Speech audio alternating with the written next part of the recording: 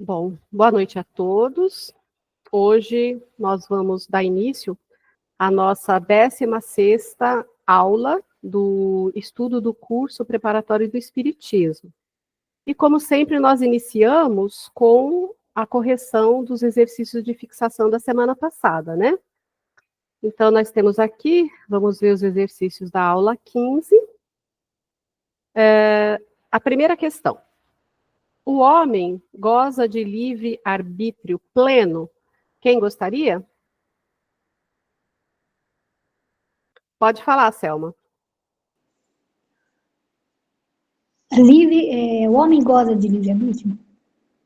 Pleno. Livre-arbítrio e fatalidade. É isso? Não, a primeira questão é, o homem goza de... Ah, sim, você diz a aula? É.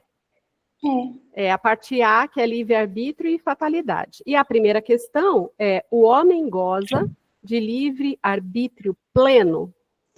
Ah, então. Aí esse daí não. Eu pensei que fosse a... o homem goza de livre-arbítrio. Não. Ele tem algumas particularidades que ele não pode ultrapassar. Uhum. No geral, a sua resposta está correta. Só para complementar um pouco mais, ele não goza do livre-arbítrio pleno por conta do estágio de evolução que nós estamos. Então, como nós ainda estamos vinculados ao ciclo reencarnatório, o nosso livre-arbítrio, muito embora exista, ele é limitado à ação da lei de causa e efeito, né? Então, o que aparece perante nós, para que nós possamos escolher, é sempre dentro de um leque de possibilidades que vão nos levar aos aprendizados, seja através das adversidades, seja através do amor por escolha, por estudo, por reforma íntima, mas, enfim, sempre temos algo a aprender. Então, enquanto nós não formos espíritos mais evoluídos e nos livrarmos, entre aspas, né, desse ciclo reencarnatório, nós sempre estaremos com o livre-arbítrio limitado a algumas circunstâncias para que possamos nortear a nossa vida e as nossas escolhas dentro daquilo que vai realmente nos dar a possibilidade de evolução moral, espiritual e tudo mais que nós necessitamos. Então, é por isso que no estágio evolutivo que estamos, não tem como gozar de um livre-arbítrio pleno. Segunda questão. O que a liberdade de agir impõe ao espírito? Quem gostaria? Eu falo. Pode falar. Impõe responsabilidade pelos seus atos e esforços para superar obstáculos, realizar seu programa de vida e progredir moralmente. Ele é livre para escolher, mas deve arcar com as consequências de suas escolhas, de acordo com a lei de causa e efeito. Muito bem, isso mesmo. A terceira. Em que consiste a fatalidade para o espírito? Quem gostaria? Posso responder? Por favor, Cecília. Consiste no instante da morte que já está prevista no programa reencarnatório de todos os espíritos encarnados. Tá. Tá faltando um pequeno complemento, porque a fatalidade, ela existe tanto no momento que a gente deixa o mundo, que é a morte, que é o período que nós devemos desencarnar, salvo se nós atropelarmos, né, esse momento através do suicídio. E também no momento do nascimento. Então, eu diria até que o momento do nascimento é ainda mais fatal, ligado à fatalidade, do que o da morte, porque o da morte, se você se suicidar, você pode abreviar. Se você se colocar em situações de muito risco, ou vício, ou qualquer um dos aspectos que nós já vimos em aulas anteriores, você também pode ser considerado um suicida inconsciente. Mas, via de regra, nós temos, sim, como fatalidade, o aspecto da desencarnação e também o da encarnação, que é quando nós chegamos. O restante não é engessado, né? Nós vamos moldando a nossa vida, o nosso futuro, nós vamos construindo diariamente através das nossas escolhas e dos nossos aprendizados, né? Então, muitas vezes você pode abreviar muita coisa que você teria que passar, porque você conseguiu adquirir o aprendizado necessário para não ter mais a necessidade de passar por determinadas circunstâncias. Então, todos os dias é, de fato, uma página em branco que nós vamos escrevendo no nosso livro da vida. E muitas vezes, nós até teríamos que passar por uma circunstância maior, e essa circunstância maior, ela pode ser tão abreviada ou totalmente nula, de acordo com o nosso merecimento. Tem até uma historinha que é citada em algum livro, que eu não vou lembrar qual é, que tem um senhor lá, uma pessoa, que ele tinha o compromisso, entre aspas, assumido, junto à espiritualidade, porque ele tinha consciência pesada, por ter infringido para uma pessoa a perda de um membro.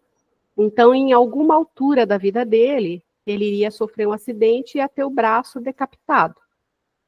E ele teve uma vida tão próspera, tão regrada, tão certa, ele procurou crescer, estudar, evoluir tanto, foi uma pessoa tão boa, praticou tanto a caridade, lembrou sempre do próximo, amou, foi temente a Deus, foi uma pessoa de bem, que quando chegou aquela época da vida dele, em que ele deveria perder o braço, ele perdeu um dedo. E aí ainda teve quem disse, né, porque sempre tem, que fala assim, nossa, mas fulano é tão bom, faz isso e aquilo, frequenta essa e aquela religião, tem uma vida tão regrada, como que Deus permitiu que uma pessoa tão boa pudesse perder o dedo? E aí vem a espiritualidade e explica que ele deveria, na verdade, perder o braço todo, mas justamente devido a todo o tipo de vida que ele levou até então, por merecimento, ele perdeu apenas o dedo. Então, isso é um lenitivo para a gente, né? Que a gente sabe que toda a nossa semeadura, ela tem um resultado, né? Como diz no Evangelho, a semeadura é livre, você semeia o que você quiser, mas a colheita é obrigatória. Então, se você só semeou o bem, obrigatoriamente você vai receber o bem. Irene, eu tenho uma dúvida. Diga.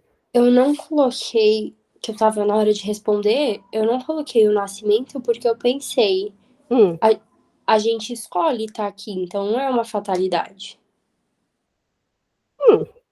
Não necessariamente, porque nós estamos falando em termos de acontecimento dentro da nossa linha cronológica. Então, independente de você ter tido o merecimento de escolher e participar do seu plano reencarnatório, o período que você vai nascer, onde você vai nascer, filho de quem você vai nascer, em que núcleo familiar você estará inserido, é uma fatalidade. É fatal porque isso já estava pré-determinado. A tua vinda já estava pré-determinada. Entre o dia X e Y, a Cecília vai nascer daquela família, porque isso faz parte de todo o seu plano reencarnatório. E na sua linha cronológica aqui de vida, a data que você deveria nascer e todos esses outros aspectos, ele é uma fatalidade porque já está determinado. Quando a gente fala em fatalidade, Cecília, a gente diz algo que você, uma vez nascido, reencarnado, você não tem condições de mudar. Como nós dissemos aqui, que o cara ia perder o braço e perder o dedo. Ele teve condições de mudar algo que estava dentro da programação dele, de acordo com as escolhas e o tipo de vida. Agora, você já tinha essa programação para nascer no mês X, da família X, então, dentro da sua linha do tempo, dentro da sua cronologia, era algo que você não mudaria, ele iria acontecer de qualquer forma. E aí, dentro da sua programação, que também é uma escolha você ter vindo, e pode ter feito parte das suas escolhas e das suas atribuições, você ter uma vida de 90 anos. E isso não deixa de ser fatal. Por quê? Porque já está pré-determinado, independente de você ter participado da escolha ou não. Entendeu o sentido de fatalidade? Agora eu entendi melhor. Então tá, qualquer coisa é só perguntar. Agora é a quarta, né, gente? O que é necessário ao espírito para iniciar uma nova existência em relação às lembranças do passado? Tá vendo? Agora seria a Selminha. A Selminha não, a Silvinha. Quem gostaria? Você fez essa, Selma? Fiz. Pode falar, então. O que é necessário ao espírito para iniciar uma nova existência em relação à lembrança do passado? O espírito precisa do esquecimento temporário do passado, combinando com a presença de tendências instintivas e a voz da consciência, que atua como experiência anteriores, guiando-o em sua jornada evolutiva. Certo, com relação ao esquecimento do passado, é isso mesmo. Eu respondi, conforme está no nosso PDF, em outras palavras, a mesma coisa, que faz parte do processo encarnatório o esquecimento do passado. É uma nova experiência que inicia e a ela o homem apresenta-se como um livro em branco, em que deverá escrever a história de sua existência. Em razão do esquecimento do passado, somos autênticos. É interessante isso aí, né? A nossa autenticidade vem de ter esquecido, realmente. Questão 5. O que o homem traz ao nascer para a nova existência? Fez, Angélica? Fiz. O homem traz o que adquiriu em vidas passadas, suas tendências, aptidões, virtudes e imperfeições morais. Cada existência é um novo ponto de partida, e ele nasce exatamente como se fez no passado. Muito bem. Também está completa e mais concisa que a minha. Eu escrevi um pouquinho mais. A sexta e última questão. As lembranças do passado ficam perdidas para o homem? Como elas se manifestam? Gostaria, Cecília? Eu coloquei assim: as lembranças do passado jamais se perdem, aparecendo sutilmente em algumas ocasiões nos nossos gestos, atos ou palavras. Ou seja, elas continuam vivas nos registros profundos da consciência. Perfeito, certíssimo. Agora, a frase da reforma íntima, né, que alguns mandaram no privado. A felicidade será naturalmente proporcional em relação à felicidade que fizemos para os outros.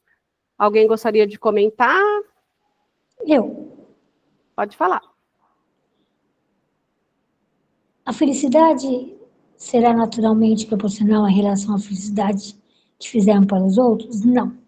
Porque quando fazemos algo para alguém, com o coração aberto, com amor, a felicidade transborda e nós nos sentimos cheios de gratidão. Penso assim, porque o que a mão direita dá, a esquerda não precisa ficar sabendo. Tá, a sua resposta está bem condizente com os ensinamentos da doutrina espírita. Mas, como é a primeira vez que você faz esse exercício, lá na nossa liçãozinha tem uma orientação depois da frase, onde diz que, como esse é uma frase de reflexão voltada à reforma íntima, nós temos que desenvolvê-la sempre em primeira pessoa e sempre dentro do que nós fazemos e do que nós realizamos em relação ao que está sendo proposto na nossa vida. Então, por exemplo, a felicidade será naturalmente proporcional em relação à felicidade que fizermos para os outros. Aí faz de conta que eu falaria assim. Eu creio realmente que a felicidade, segundo a gente prega e estuda nos livros, etc., ela virá na mesma proporção do que eu tiver realizado em favor do próximo. Entretanto, eu ainda falho muito nessa questão. Nem sempre eu consigo dar o meu melhor no dia a dia, nos relacionamentos, em especial no meu núcleo familiar, que geralmente são as pessoas com que a gente tem o maior contato, consequentemente as máscaras não existem e a gente acaba se esbarrando mais nas diferenças que o cotidiano traz.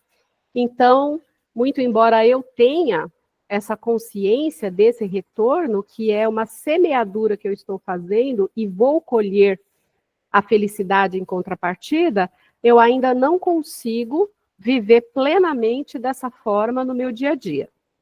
Entendeu a diferença? Então, mas isso eu respondi na pergunta qual o seu posicionamento na vida em relação a isso.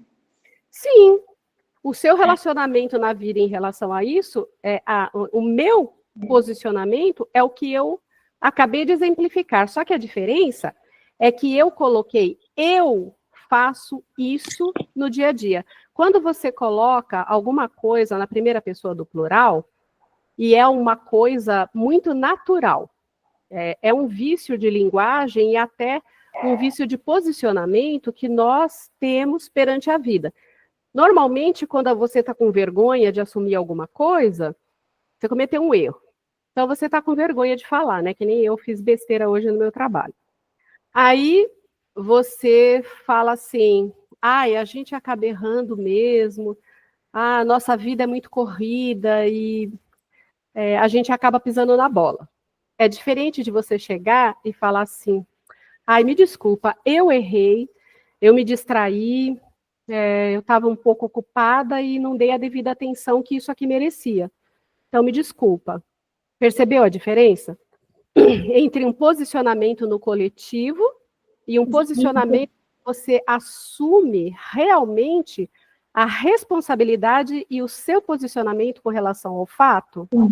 Então, aí eu posso ler rapidinho o que eu respondi? Pode. Qual o seu posicionamento na vida em relação a isso? Ou seja, a reflexão da reforma íntima. Sou uma pessoa que sempre me dediquei à família, em geral. Irmãos, sobrinhos, cunhadas e, por último, meu marido e filho. Fiz tudo por amor, com dedicação. Passei por algumas decepções, normal, e foi bom para resignificar minha vida. E Papai do Céu me deu outra chance. Estou mais amorosa com o meu marido e meu filho, atendo às necessidades de todos conforme minhas condições, aprendi a dar abraço, que eu tinha muita dificuldade. E o mais importante, dizer não é libertador.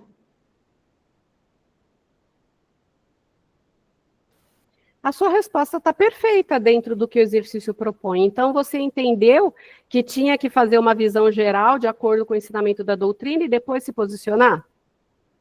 Sim, é isso aí. Você só fez o dobro. Entendi.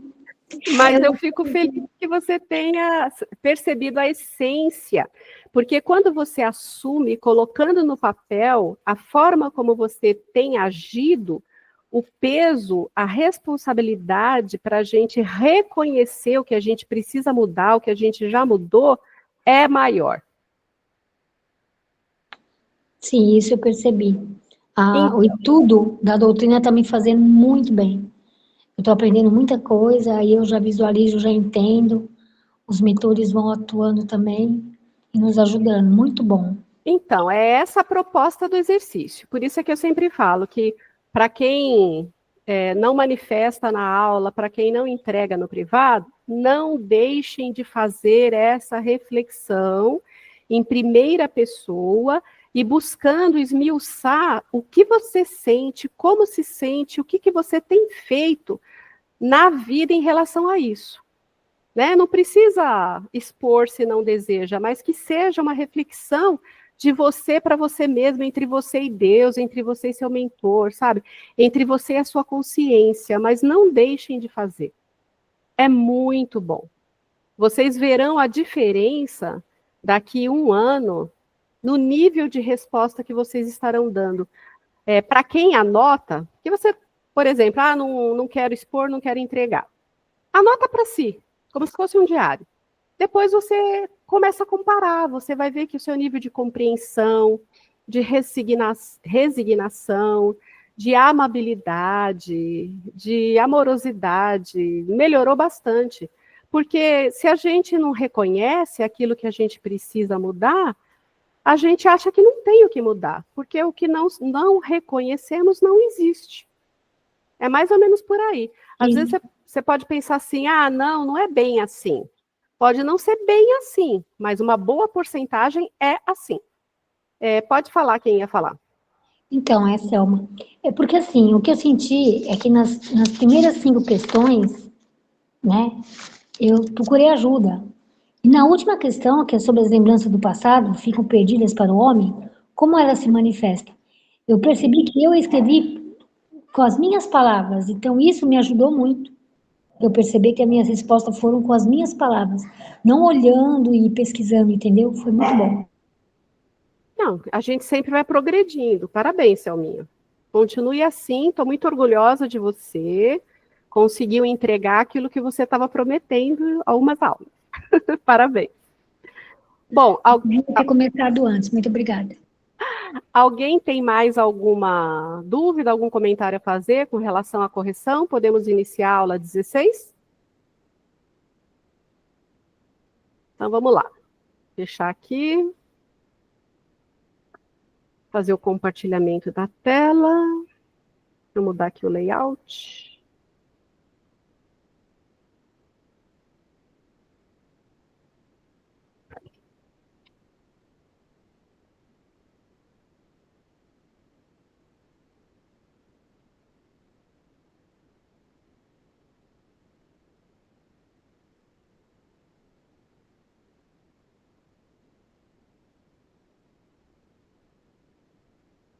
Bom, então hoje, na nossa aula 16, nós temos, da parte A, uma reflexão sobre os sonhos, na parte B, os falsos cristos e os falsos profetas, na parte C, as atividades que nós veremos na próxima semana, né? As 6 questões de fixação e a frase de reflexão de reforma íntima. Então, aqui, na parte A, que é a respeito dos sonhos. Nós vemos aqui, né, a figura da pessoa dormindo e com todas essas imagens ao lado, simbolizando os sonhos. E temos a definição. O sonho define-se como a lembrança do que o espírito viu durante o sono, segundo o Livro dos Espíritos, questão 402. Kardec, analisando essa mesma resposta dos espíritos, complementa dizendo que os sonhos são o produto da emancipação da alma, que se torna mais independente pela suspensão da vida ativa e de relação. Emancipação da alma significa que quando nós dormirmos, o nosso perispírito, o nosso espírito, ele se emancipa, ele sai, se desliga do corpo físico, unido por aquele cordão, que eu já expliquei para vocês, que é o cordão fluídico, que alguns chamam cordão de prata, e a gente vai para lugares de afinidade. Pode ser aprendizado, pode ser trabalho voluntário, pode ser coisas que a gente reprime durante a nossa vida física no cotidiano, e que quando nós estamos desprendidos através do sono, de acordo com a nossa lei de afinidade, a gente vai para lugares onde deveria ir, né? E tem até alguns livros, algumas passagens que dizem que uma pessoa tinha uma vida assim absolutamente comum, e depois, quando desencarnou, e um outro desencarnou, e encontrou lá no plano espiritual, e viu que aquela pessoa estava assim, com uma luz muito grande, demonstrando uma elevação que ela nunca tinha enxergado naquela pessoa enquanto encarnado, né? Ele falou assim, poxa, mas tudo bem, era uma pessoa de bem, mas eu também fui. E, no entanto, dá para perceber que o progresso dele é grande, teria adquirido, então, em outras encarnações. Aí foi dito que, muito embora essa pessoa tenha sido sempre uma pessoa de bem, com pensamentos bons, elevados, tendo lá os seus estudos e as suas coisas feitas de uma forma assim individual, né, de si para si, com Deus, etc. Quando essa pessoa dormia e o seu espírito se desprendia, ele trabalhava muito no plano espiritual. E através desse trabalho que ele desenvolvia muito no plano espiritual, ele angariou muito merecimento, muito crescimento e muita luz. Da mesma forma que outras pessoas, muitas vezes, podem, no dia a dia, ter uma vida assim bem regrada, mais voltada para a regra de conduta mesmo do ambiente que está vivendo.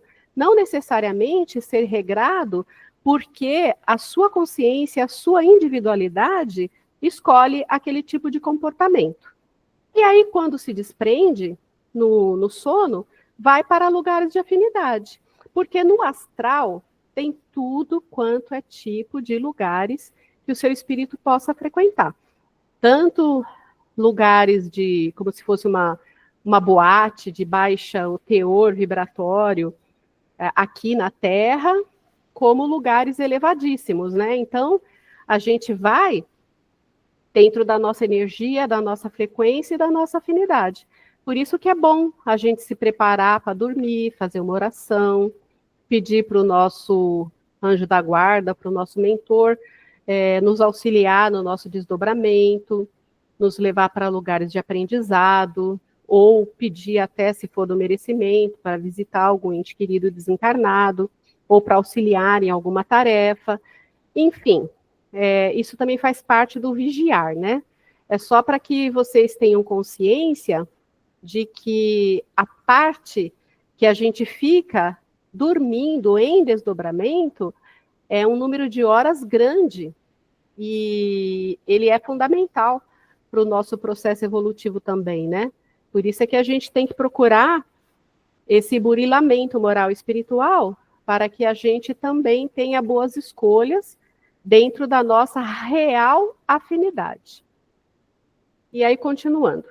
O espírito, jamais ficando inativo, experimenta durante o sono o afrouxamento dos laços que o unem ao corpo, permitindo-lhe o contato direto com outros espíritos. Por essa razão é que o sono influi muito mais do que pensamos em nossa vida.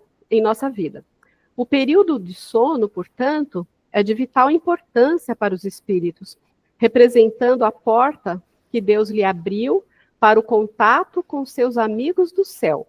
Além disso, é o recreio após o trabalho, após as tribulações da vida diária. Para a humanidade, de um modo geral, os sonhos sempre tiveram grande importância.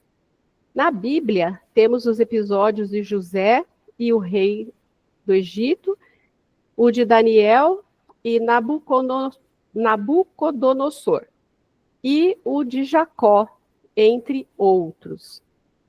Então, aqui está realçando um detalhe também importante, porque como o nosso espírito ele está circunscrito na matéria, de certa forma, ele está preso, digamos assim, no envoltório carnal. O período do desdobramento, para o espírito, ele representa um período de revitalização, para que ele volte para o plano espiritual, para que ele possa ter contato com seus amigos, com as pessoas que deixaram lá, que a gente pode não ter conhecido nessa encarnação, mas em outros. É um pertencimento maior, um contato maior com a nossa família espiritual também. Então, é um refrigério para o espírito encarnado esse período que passa em desdobramento no plano espiritual, quando a gente faz bom uso desse benefício. Na história geral, temos a revelação de Dante Alighieri acerca da sua obra, A Comédia, e os 3 sonhos de René Descartes, em que o espírito da verdade o aponta como autor de uma ciência admirável. Na história do espiritismo, Andrew Jackson, num sonho, tem uma ampla visão do mundo invisível. Na psicanálise, Freud utilizou os sonhos como elementos de análise do psiquismo humano. Na história da religião, são conhecidos os episódios envolvendo Santo Afonso de Liguori, Santo Antônio de Pádua, Santo Ambrósio e São Francisco Xavier, com seus famosos desdobramentos. Na doutrina espírita, são dignos de lembrança os casos de desdobramento de Eurípides Barçanufo, quando professor em sua cidade natal, Sacramento, no estado de Minas Gerais. Em sonhos também podemos acontecer casos de premonição, como da mulher de César, que toma conhecimento da conspiração de Brutus, ou com o de Abraham Lincoln, presidente dos Estados Unidos da América, que vislumbrou sua própria morte e funeral. Dentre esses exemplos citados, o mais conhecido dentro aí da doutrina espírita é os casos de Eurípides Barçanufo. Eu não sei se vocês chegaram a ver, mas eu já cheguei a postar no grupo um ou dois, alguns informativos a respeito da vida dele. E ele tinha essa facilidade de estar em desdobramento, principalmente em estado de vigília. Isso nós vamos estudar mais para frente, estudando a mediunidade. Mas ele conseguia fazer um desdobramento assim, que ele ficava, não como se estivesse dormindo ou cochilando, mas como as pessoas já o conheciam e já sabiam dessa facilidade que ele tinha, então as pessoas, quando viam ele assim com um pouquinho menos de atividade, já respeitavam. Então, vamos supor, ele estava dando aula lá, que ele tinha um instituto, e aí ele estava dando a matéria, de repente, ele fica um pouquinho mais ali recolhido, e ele é visto materializado num outro local, auxiliando alguém. Porque, muito embora ele não era médico de formação, um dos desejos que ele tinha era se tornar médico, mas ele abriu mão desse desejo quando ele chegou na idade, conseguiu até uma bolsa de estudos, porque a mãe dele era muito doente, e o fato dele estar se afastando para bem longe da cidade piorou o estado de saúde dela, que mais para frente descobriu-se que era, na verdade, tudo fruto de mediunidade não educada, não desenvolvida. E aí, consequentemente, o que supostamente ameaçava a vida dela era, na verdade, frutos de processos obsessivos e mediunidade não abraçada como trabalho, como ela tinha se proposto a fazer. E aí, por conta do carinho e do cuidado da mãe, ele deixou de ir, mas o plano espiritual auxiliou, ele foi fazendo outras atividades, desenvolveu uma farmácia, enfim. Então, ele era uma pessoa que prestava muitos serviços à comunidade, tanto em termos de medicamentos homeopatas, quanto realizando partos e outras coisas também. E ele se desdobrava de um lugar, materializava-se no outro e estava ali presente, fazendo, digamos assim, as duas atividades simultaneamente. Então, o caso dele, eu acho que é o que mais merece destaque aqui nesse slide.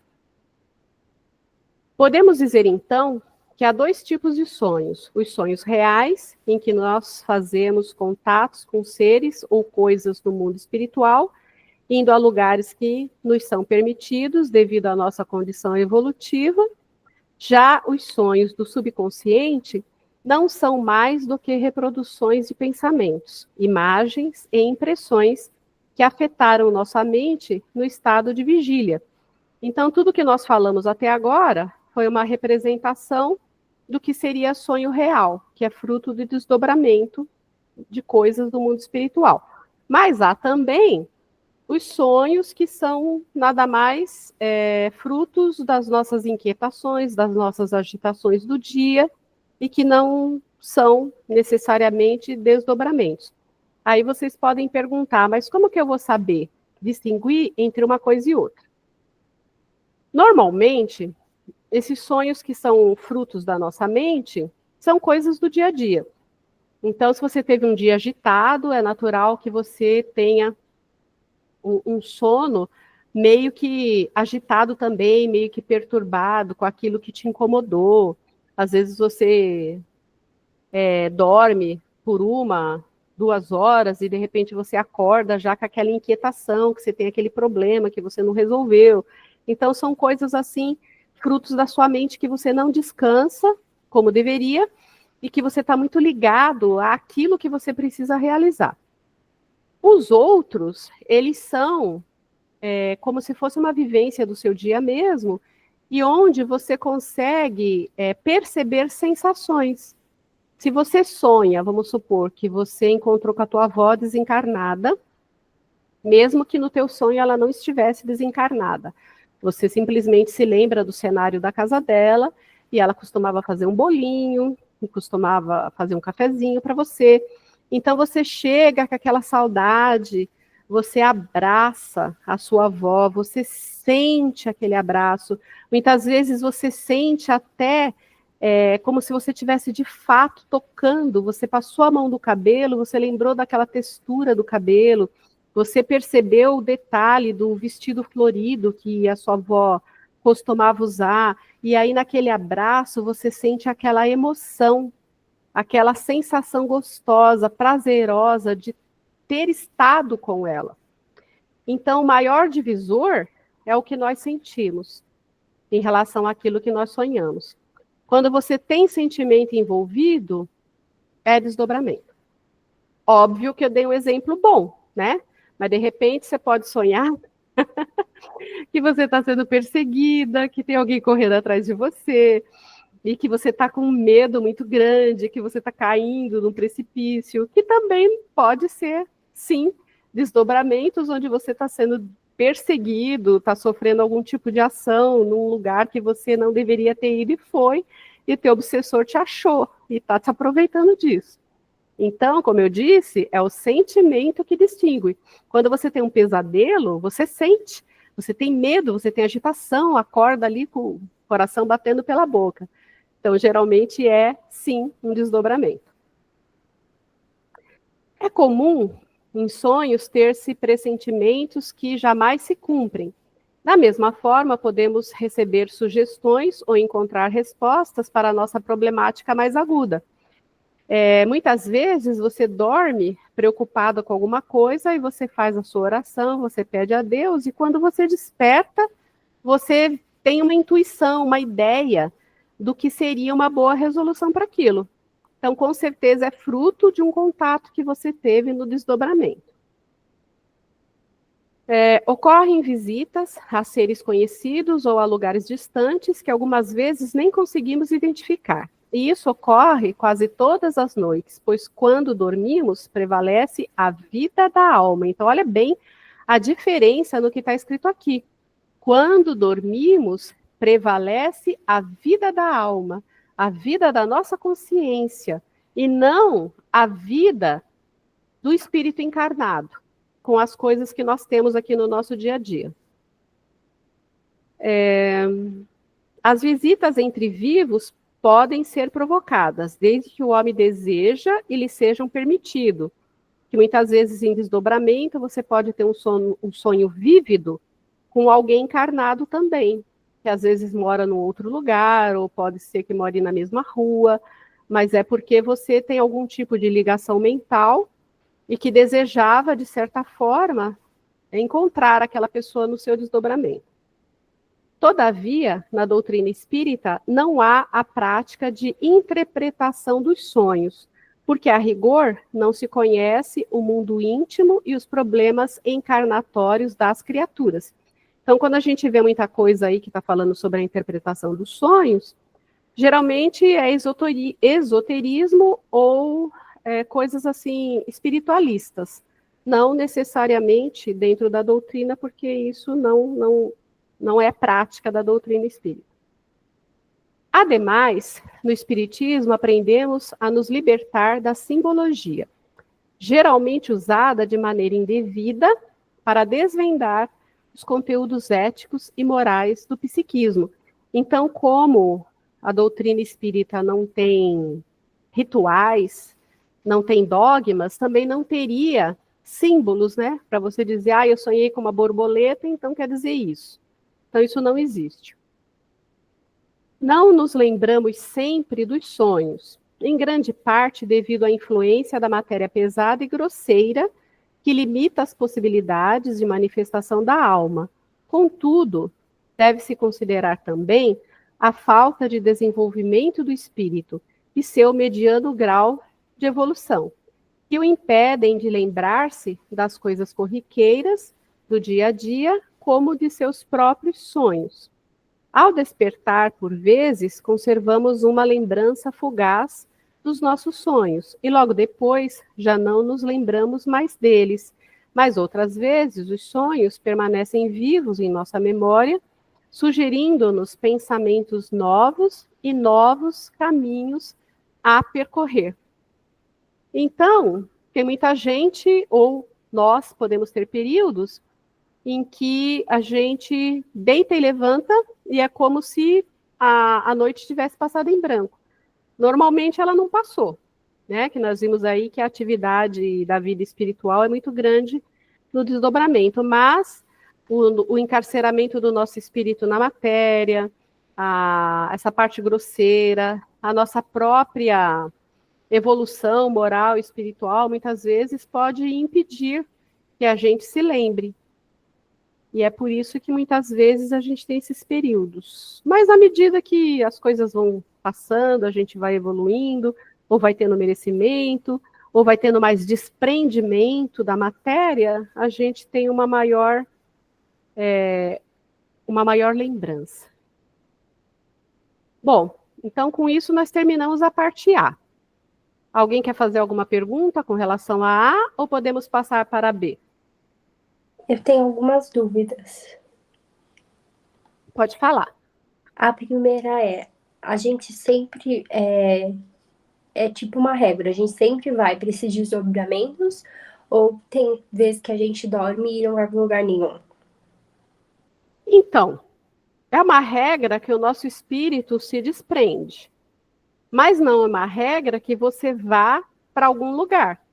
Muitas vezes, e você talvez já deva ter até visto em alguma ilustração, o espírito da pessoa, quer dizer, o corpo físico da pessoa deitado na cama e o espírito desprendido, quase que pairando sobre o corpo, com 30 centímetros, 40 centímetros de distância acima do corpo, e enxerga aquele cordãozinho de prata que é o que liga o corpo ao perispírito do encarnado.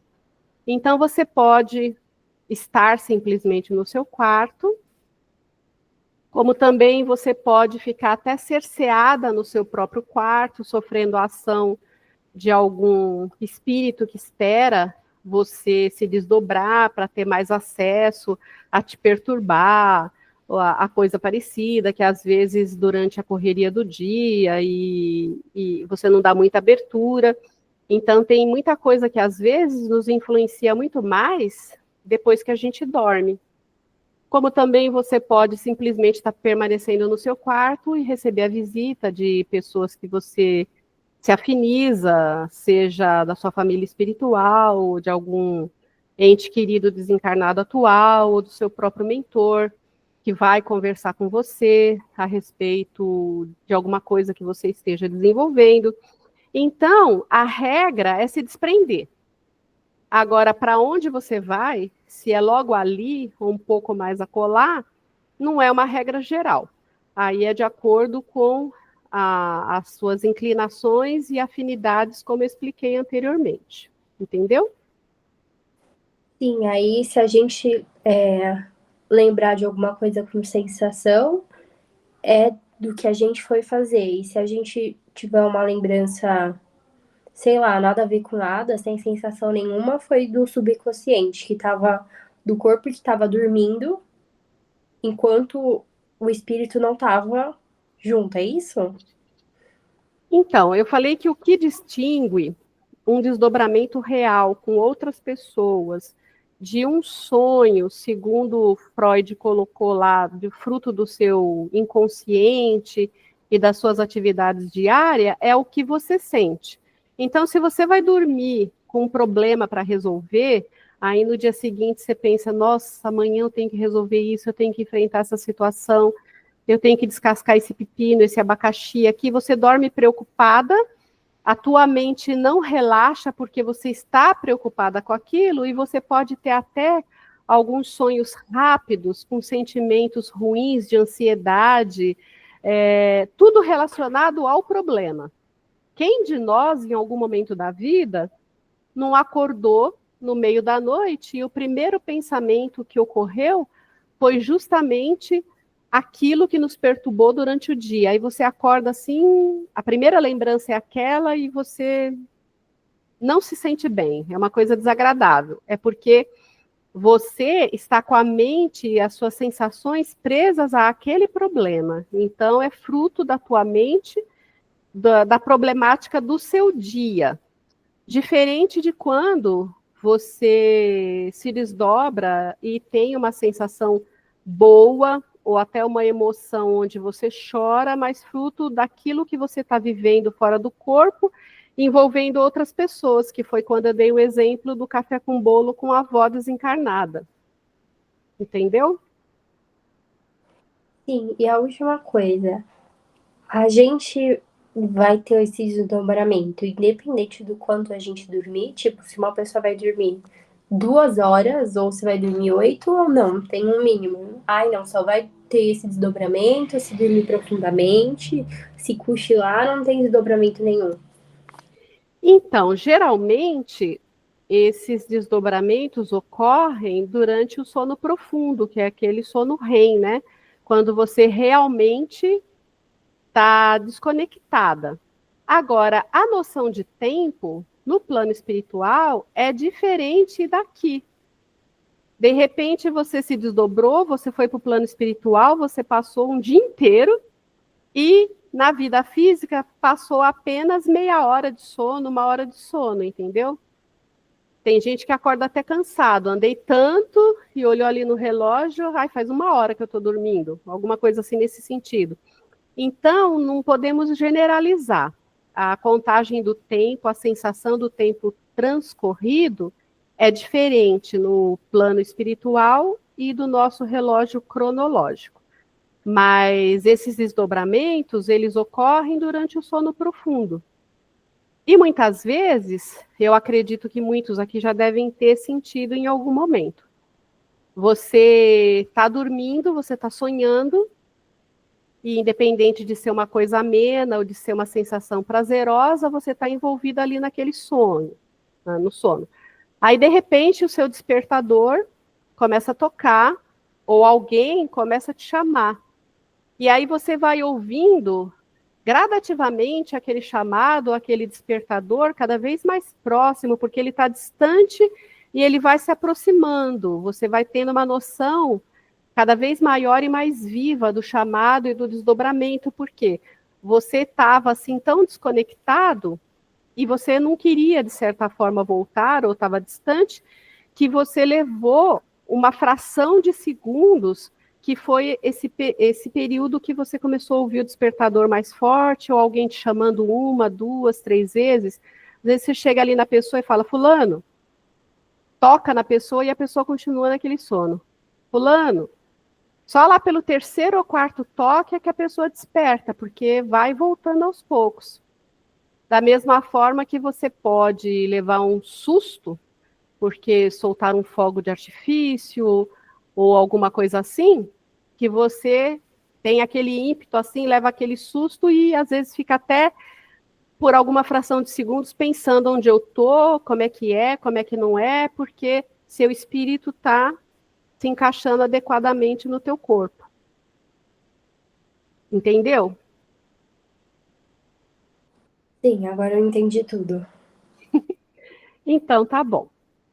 Eu acho que essas sensações que eu descrevi, a maioria das pessoas já deve ter sentido pelo menos uma delas. Então, vamos para a parte B.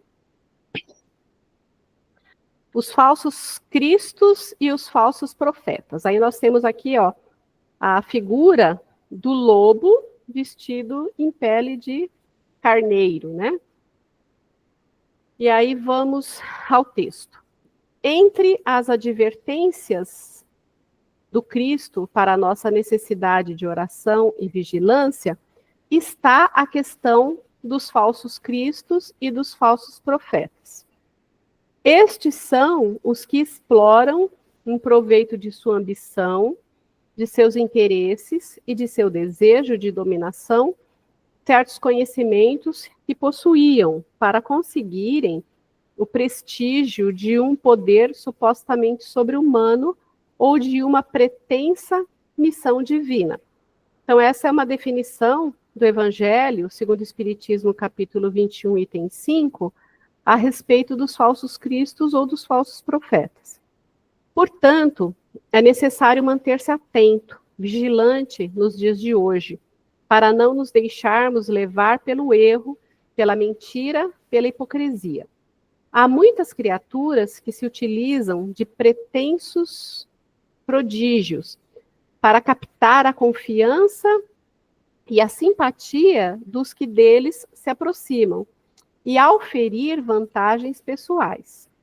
Indivíduos que têm mel nos lábios e fel no coração propagam deliberadamente ideias fantásticas, miraculosas, como se fossem verdadeiros milagres, fato que se repete há muito tempo. São esses os falsos cristos e os falsos profetas. A difusão dos conhecimentos vem desacreditá-los, de maneira que o seu número diminui à medida que à medida que os homens se esclarecem. O fato de operarem aquilo que aos olhos de algumas pessoas parece prodígio não é, portanto, nenhum sinal de missão divina.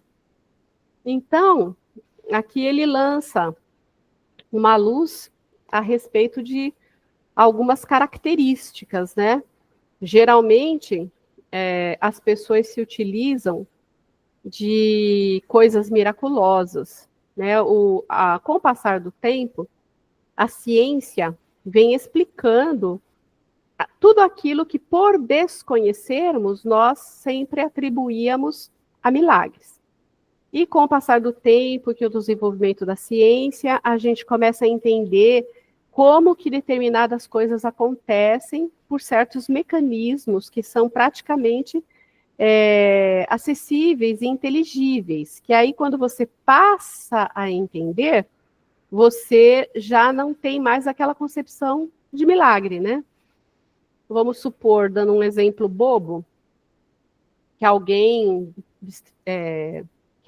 conseguiu, através de alguma erva, desenvolver algum tipo de medicamento e conseguiu ajudar determinadas pessoas, e essas pessoas foram beneficiadas pela junção ali daquelas ervas, que muitas vezes pode ter sido até uma intuição da espiritualidade, e ficou convencionado que aquilo serve para curar aquilo outro. Então, quando isso surge, aquela pessoa que conseguiu fazer essa junção de ervas e que manipulou para servir para determinada pessoa, é quase dito como um santo, porque conseguiu, através da reza, da fé e do atendimento, curar uma pessoa enferma, até que depois você consegue entender que a junção da erva X com a erva Y, que tem um poder Y e o outro um poder Z, unidas, pôde favorecer e promover aquela cura, independente de quem estivesse entregando ou manipulando aquele produto. Então, a gente costuma colocar como milagre aquilo que a gente desconhece. E com o passar do tempo, nós teremos cada vez menos a concepção do que é milagre, porque nós teremos o porquê e a explicação científica de fenômenos que hoje a gente desconhece. Então, muitas pessoas se aproveitam da ingenuidade alheia, porque ainda há pessoas muito simples que desconhecem muitas coisas e que podem ser, sim, ludibriadas a respeito de algo que alguém pode propagar de uma forma a querer envolver em benefício próprio, como se fosse algo miraculoso, né? Então, esse seria o conceito dos falsos cristos ou dos falsos profetas nas épocas aí menos remotas. Esses prodígios podem resultar de conhecimentos que qualquer um pode adquirir, ou de faculdades orgânicas especiais, que tanto mais indigno como mais digno podem possuir. O verdadeiro profeta se reconhece por características mais sérias, exclusivamente de ordem moral. Então, esse parágrafo, ao meu ver, se reporta principalmente também a uma pessoa que tem uma mediunidade um pouco mais exacerbada, né? Então, essa pessoa que ela tem esse aspecto mediúnico, ela vai ter acesso a determinadas coisas e informações que outro que não tem essa mediunidade assim exacerbada terá, né? Então, ela pode tanto ser uma pessoa boa como ser uma pessoa ruim, mas ela tem um atributo, vamos supor, da vidência. Então, ter o atributo da vidência não me faz ser uma pessoa melhor moralmente do que ninguém. É algo que foi me dado como um empréstimo, uma característica física, para que eu pudesse trabalhar em favor do próximo nessa experiência reencarnatória. Isso não me faz melhor ou pior do que ninguém, não me torna santo. Então, aquilo que a gente desconhece e que é dado como miraculoso pode pertencer a uma pessoa completamente indigna, né? Então, o crivo do verdadeiro profeta é reconhecê-lo pelas características exclusivamente de ordem moral que ele possa possuir. E de preferência que não sejam exemplificadas apenas por palavras, mas por atitudes. Embora as palavras Cristos e profetas sejam tradicionalmente do âmbito religioso, não se pode negar que nas mais diversas atividades humanas, como a ciência, o comércio, a literatura, podemos encontrar criaturas caracterizadas dessa mesma forma, indivíduos revestidos dos mais nobres títulos do saber humano, que inescrupulosamente semeiam o desespero, a descrença e a desilusões. A palavra de Jesus aplicam-se a todos aqueles que podemos conduzir seus semelhantes para a glória do bem e da felicidade. Preferem os falsos caminhos, jamais percorridos pelos verdadeiros cristãos. Não podemos nos enganar, pois cada criatura traz na fronte, mas sobretudo nos atos, a marca da sua grandeza ou da sua decadência.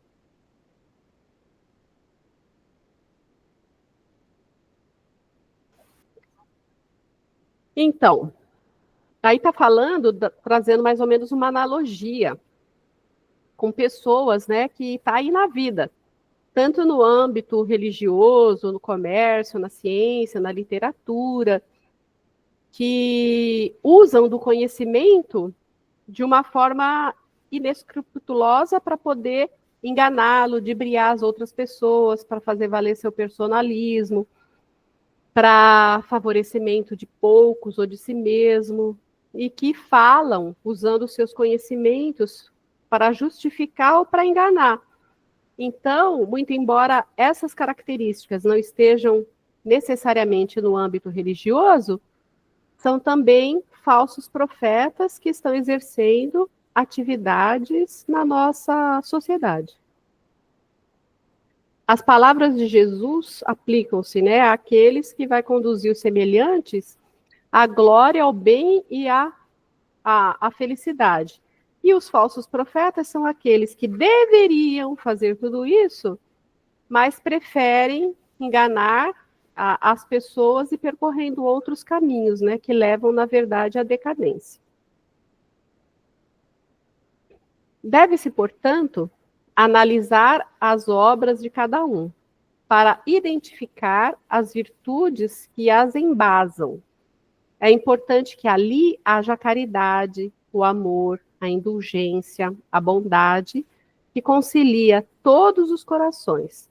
E confirmando as palavras, lhes juntem os atos, então podereis dizer: esses são realmente os enviados de Deus.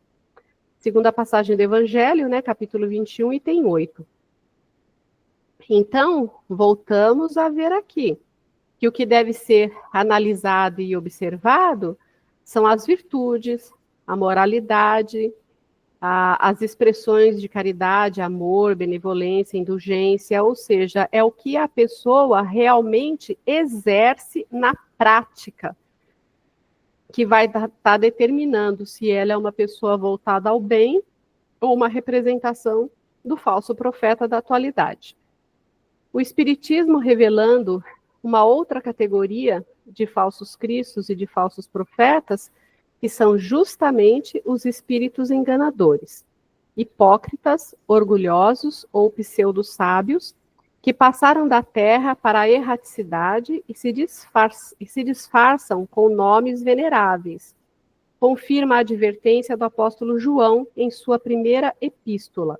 Caríssimos, não acrediteis em todos os espíritos, mas provai se os espíritos são de Deus, porque são muitos os falsos profetas que se levantarão no mundo.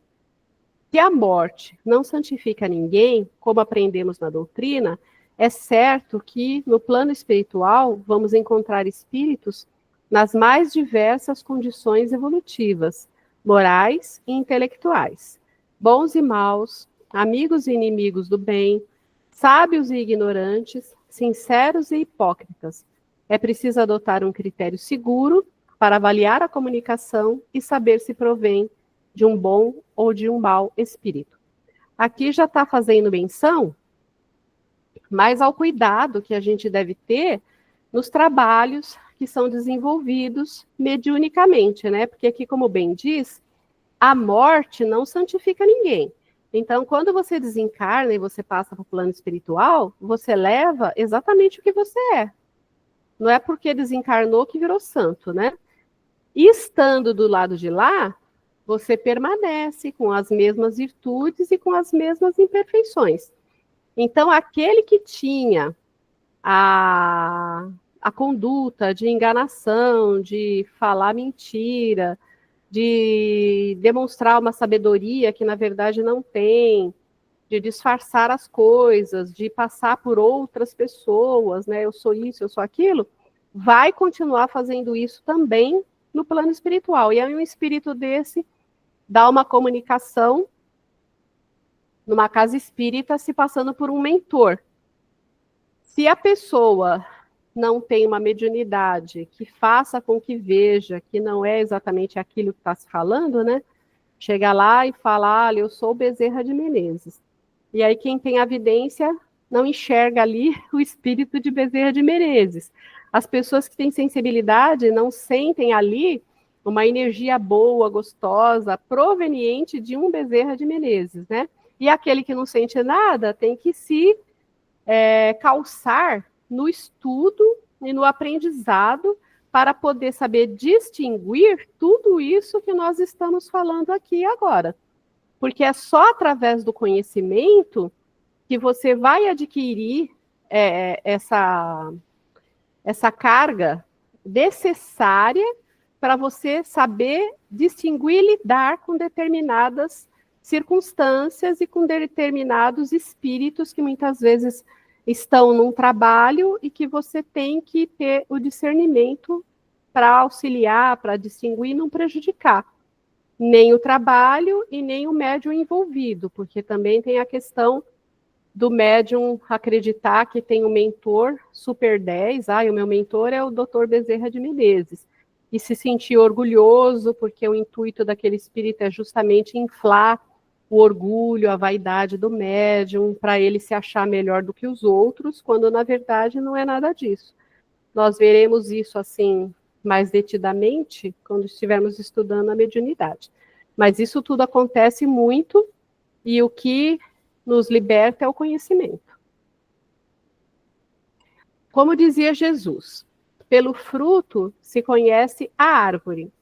Toda árvore boa dá bons frutos, e toda árvore má dá maus frutos. É pela obra, então, que se conhece seu autor. Mas o Cristo ia além, enfatizando: conhecereis a verdade, e a verdade vos tornará livres. Daí a sempre atual exortação do Espírito da Verdade. Amai-vos e instruí-vos, pois, através do estudo sério e metódico, estaremos melhores preparados para evitarmos o engano e a fraude.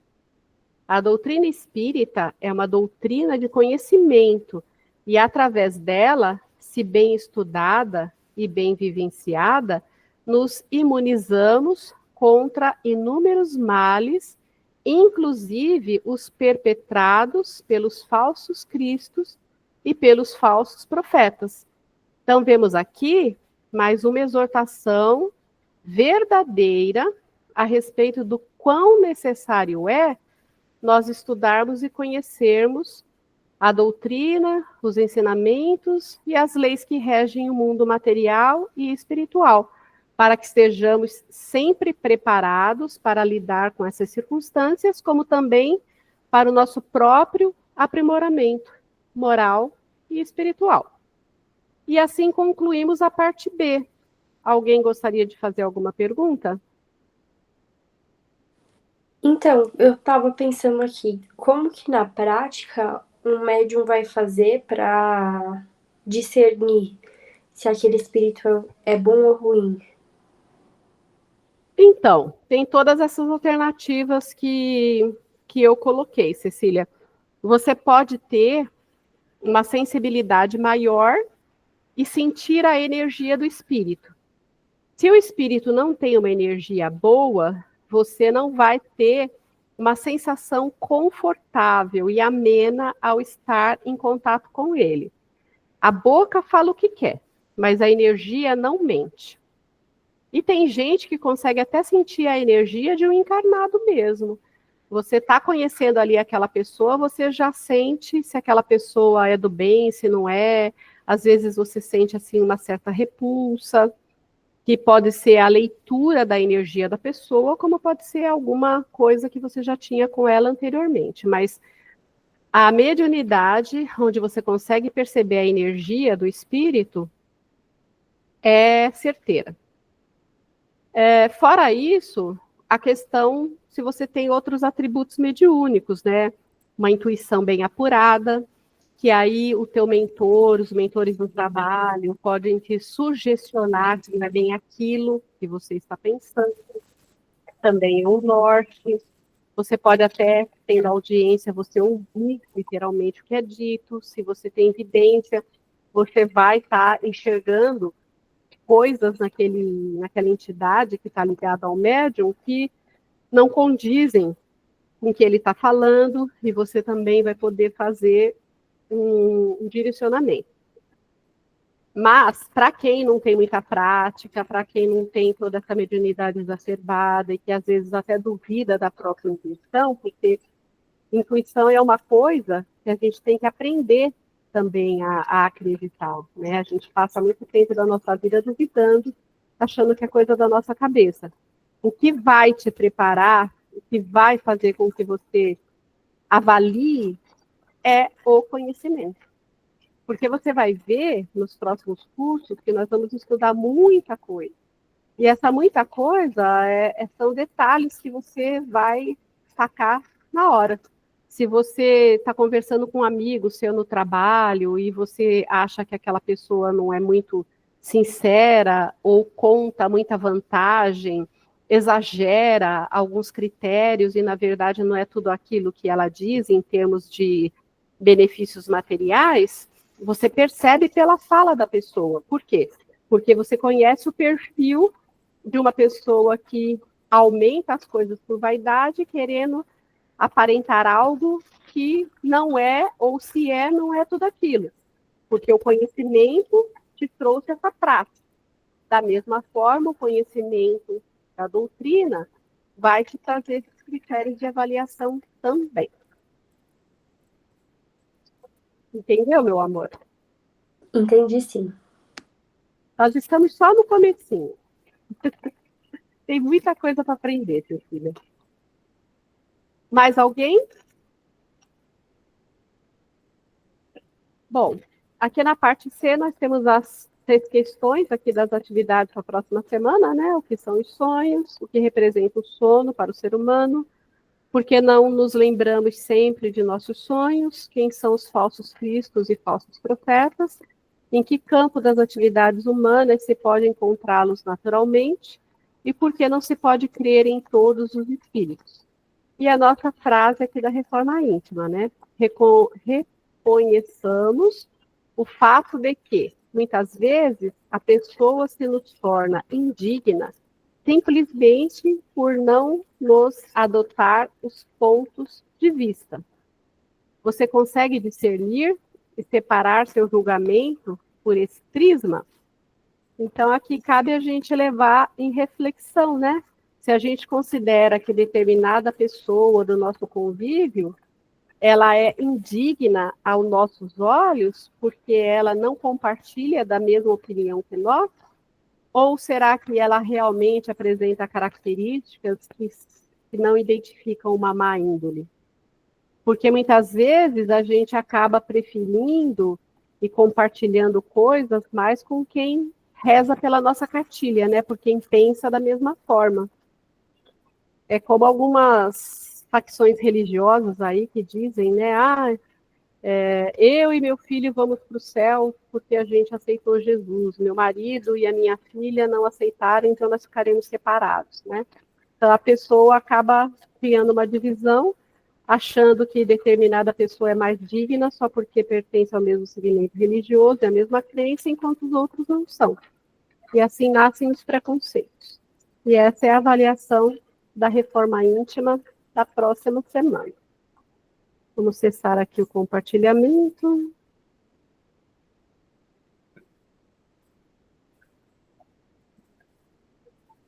Voltar o nosso layout.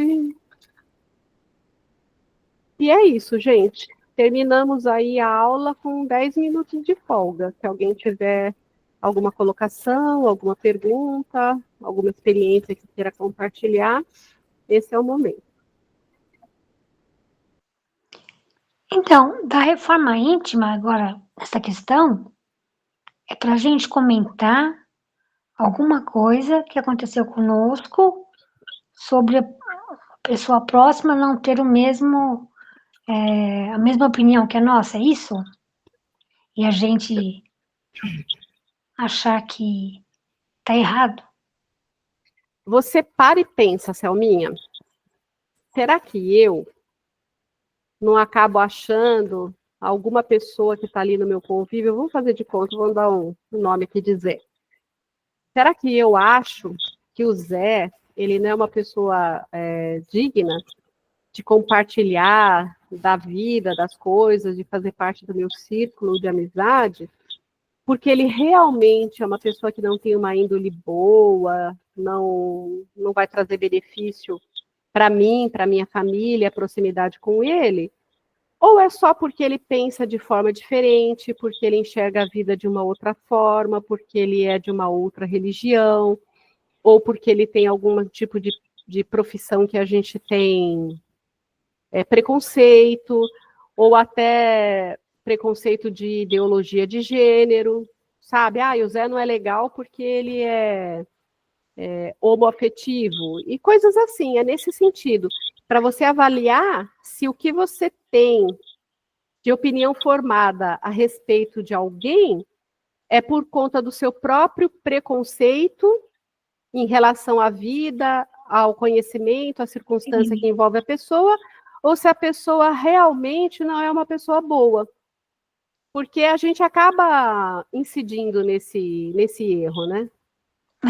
Isso não quer dizer que a gente tem que conviver com todo mundo, que a gente não tem afinidade, mas a gente tem que ter o respeito à diferença, à diversidade, e se a vida nos levar a alguma circunstância que a gente vai compartilhar alguma coisa, ter aquela postura de amizade, de reciprocidade, enquanto você está ali com aquela pessoa, de coração, entendeu? Entendi. É nesse ponto.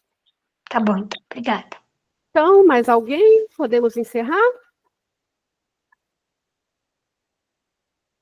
Então, gente, mais uma vez, muito obrigada pela participação de cada um de vocês, sem a qual esse trabalho não seria possível. Muito obrigada mesmo.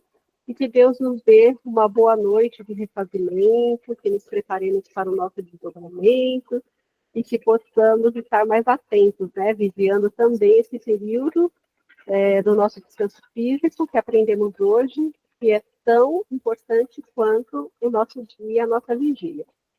Então, um beijo no coração de cada um, uma boa noite, fiquem com Deus. Boa noite.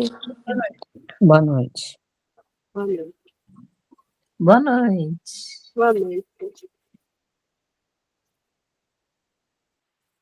Boa noite. Boa noite, queridas.